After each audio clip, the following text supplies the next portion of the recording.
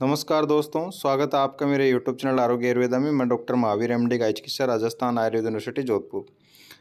National commission for Indian system of medicine, ministry of AYUSH, government of India की तरफ से एक लेटर आया है।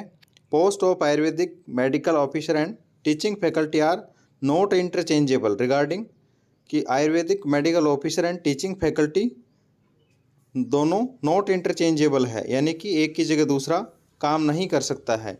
ऐसा कई आयुर्वेदिक कॉलेज के अंदर है कि जहां टीचिंग फैकल्टी नहीं होने के कारण आयुर्वेदिक मेडिकल ऑफिसर को डेप्यूट किया गया है। तो वो उसके रिगार्डिंग ये लेटर आया है NCISM का। With reference to subject mentioned above, I am directed to inform you that the post of Ayurvedic medical officer and teachers are not interchangeable. Both the posts are having different job nomenclature and eligibility requirements. कि दोनों Ayurvedic medical officer and teacher teaching faculty of Ayurvedic college दोनों not interchangeable है। Both are post are having different job nomenclature, दोनों का job nomenclature and eligibility requirements दोनों अलग अलग हैं। That different high court on many occasions held that the post of Ayurvedic medical officer and lecture are not interchangeable and the backdoor selection to fill position of teaching faculty is not permitted. और जो Ayurvedic college के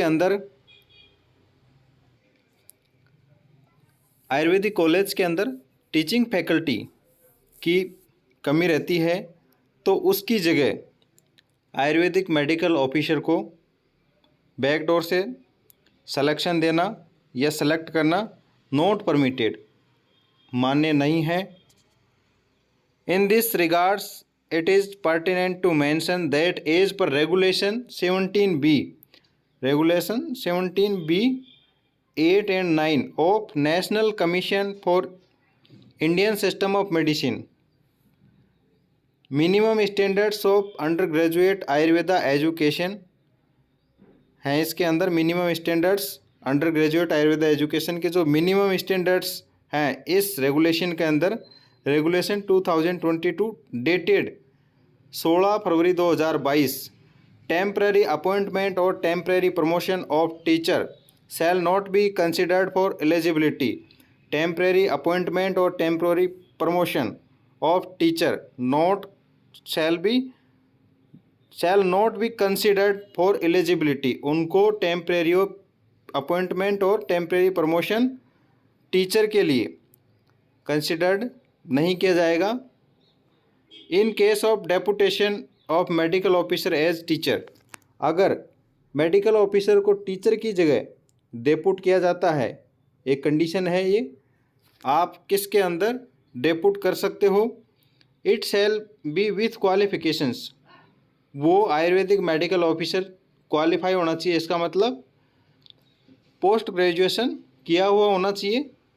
डेसिग्नेशंस and experience as specified in this regulation and the deputation shall not be less than 3 years, और deputation उसका 3 साल से कम नहीं होना चाहिए। 3 साल के बाद में ही वो टीचिंग फैकल्टी के रूप में कंसिडर्ड किया जाएगा।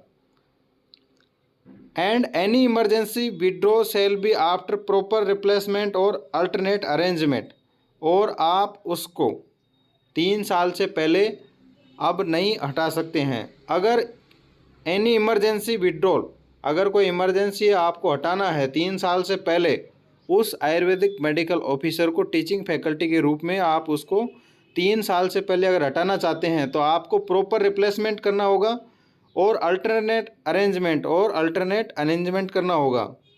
उनकी जगह दूसरे को लगाना होगा।